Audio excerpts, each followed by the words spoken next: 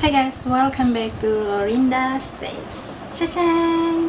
First of all, saya mau ucapkan thank you kepada Aaron Yan Channel sebab beliau sudi menghadiahkan baju YouTubers kepada saya size XL. Saya tidak sini dia punya bahu, tapi suami saya boleh pakai. Sebelum ini saya sudah dapat baju daripada Tuan Arab 360, baju hati daripada Herman Mervin Studio and Entertainment dan Irina Arms. Lepas itu ada baju daripada Rahim TV, and then sekarang saya dapat baju daripada Aaron Yan. Yang spesialnya baju ini ialah dia ada logo YouTube, lepas tu ada nama channel saya di sini, lepas tu print dia sangat tebal dan berkualiti, kain dia sedap dipakai, size XL dia tidak terlalu besar, cuma ya saya sangat bersyukur sebab Aaron bagi baju ini. Thank you Aaron, cantik sangat, sebenarnya cantik sangat ya, tapi bila kamu nampak macam oke juga pula kan kalau separuh badan saja. Jadi ya. Sebelum kita mulakan cerita kita, saya ingin mengucapkan terima kasih sebab kamu sudah menonton video saya, dan saya harap kamu semua sehat-sehat selalu. Oke, kali ini kita punya story ialah tentang asrama guys. Di setiap asrama kita akan mendengar beberapa cerita yang sama dengan cerita dari asrama lain, namun versi dan watak yang berlainan.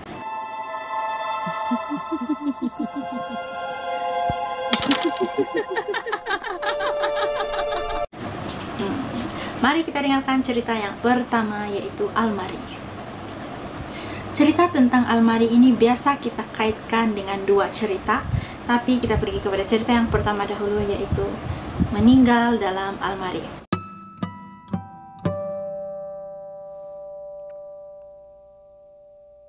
Kita sebut saja nama wataknya sebagai Amin.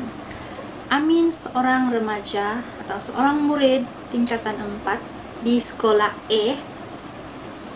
Dia hari itu hari Jumat, dia tidak mau ikut sholat Jumat, jadi dia menyorok dalam almari supaya boleh skip daripada sholat.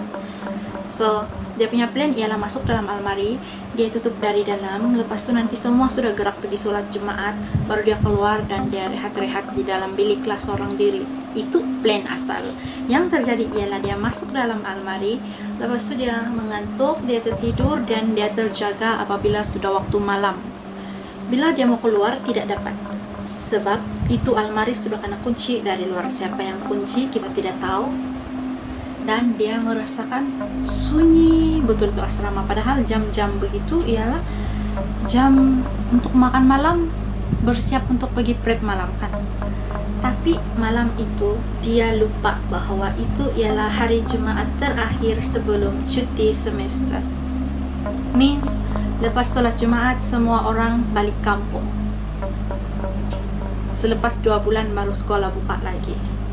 So tinggallah Amin di dalam almari, ingin keluar tapi tidak boleh keluar, dan akhirnya Amin mati lemas di dalam. Demikian cerita yang selalu kita dengar tentang almari. Kita pergi kepada cerita yang kedua, masih tentang almari. Cerita kedua, nenek kebayan.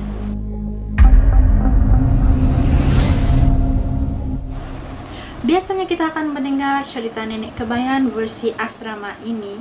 Selalunya nenek kebayan duduk di atas almari.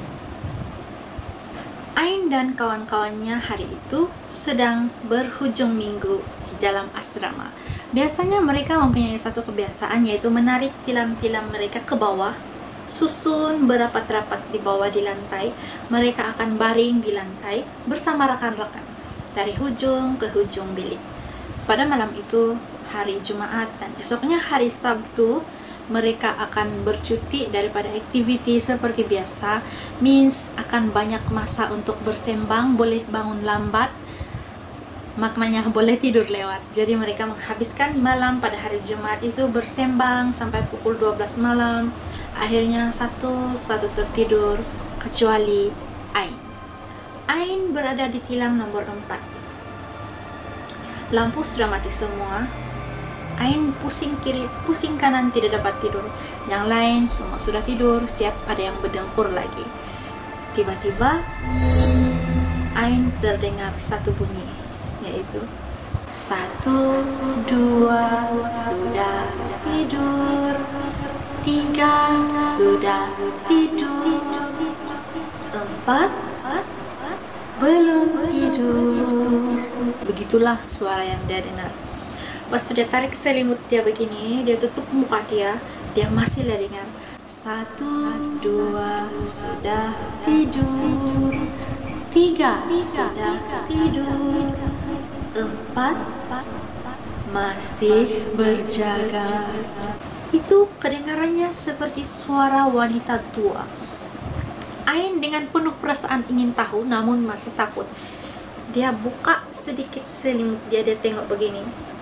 Alangkah terkejutnya Ain apabila yang dia lihat ialah seorang nenek tua, rambut putih, baju putih, muka sangat tua, kelihatan sangat tua walaupun agak gelap, tapi pantulan cahaya dari lampu di luar bilik mampu untuk membuatkan Ain boleh melihat dengan jelas wajah nenek kembayan itu. Akhirnya Ain berusaha untuk goyangkan teman dia di sebelah sehingga teman dia terjaga, dan dia bagi tahu pada teman dia fisik. Kemudian teman dia tengok dan tiada. Setelah kawan dia lihat tiada. Lepas itu kawan dia cakap, apa yang kau nampak sebenarnya tadi? Ain pun menceritakan apa yang dia nampak kepada kawannya, dan kawannya bawa Ain untuk berdoa. Kemudian esoknya Ain jatuh sakit. Ain demam sehingga ibu bapanya terpaksa membawa Ain balik ke rumah dan berobat secara kampung karena dikatakan Ain keteguran. Kalau dalam bahasa Sabah kita panggil keteguran, kalau dalam bahasa Melayu Semenanjung mungkin tersampuk kalau ayat bahasa Melayu Semenanjung. Demikian cerita yang kedua. Kita pergi kepada cerita yang terakhir, cerita tentang asrama. Siapa kawan saya? Cerita ini biasanya terjadi apabila murid ataupun penghuni asrama itu hanya bersendirian di dalam bilik. Ifa seorang murid tingkatan 3 yang tidak lama lagi akan menghadapi PT3 ataupun PT3. Seperti yang kita tahu, PT3 ialah peperiksaan yang besar untuk tingkatan 3. Jadi Ifa ini seorang yang sangat-sangat rajin belajar. Dia push diri dia supaya dia lulus dan dia boleh capai dia punya target untuk PT3, yaitu straight A. Pada malam itu Ifa belajar lebih masak seperti biasa, namun ada seorang kawan dia yang masih ada di sebelahnya.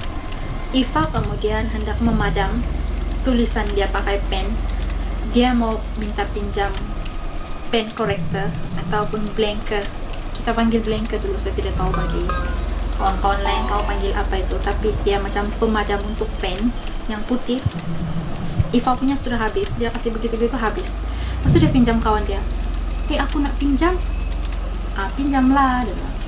Lepas itu dia ambil, dia jatuh ke bawah. Lepas itu Ifa ambil ke bawah, dia perasan kawan sebelah dia tiada kaki.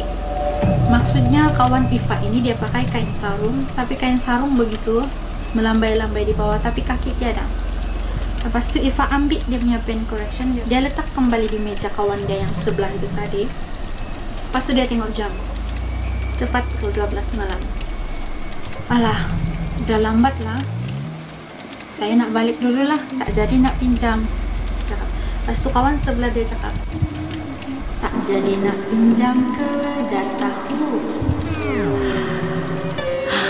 Itulah dasar seram. Lepas itu Ifa terus berdiri, ambil buku dan terus pecut lari ke biliknya, dan dia memberitahu kawan-kawan dia tentang kisah ini. Bilik belajar hanya bersebelahan dengan bilik Ifa. So Ifa dan kawan-kawan dia pergi ke bilik belajar bersama-sama. Ada orang 10 orang pergi bilik belajar. Yang herannya bilik belajar mempunyai pintu yang terbuka luas. Bilik belajar itu keadaan dia dalam gelap, tiada lampu sudah. Padahal Ifa cakap, saya tak padam lampu, tak sempat sebab saya lari dengan laju sebab saya takut, dia cakap. Tapi biar orang sampai di bilik belajar, lampu sudah mati, pintu terbuka luas. Lepas itu angin kuat. Demikian kita punya part 1 untuk cerita seram asrama. Terima kasih sebelum kamu sudah menonton. Kalau kamu ada cerita-cerita yang biasa kita dengarkan tentang asrama, kamu boleh kirim kepada saya melalui suara, video, maupun tulisan. Boleh hubungi saya di Facebook Lorinda Says ataupun page Lorinda Official. Okay. Thank you guys for watching. You guys are awesome. Salam kopi susu, salam damai, dan salam satu Malaysia. Bye.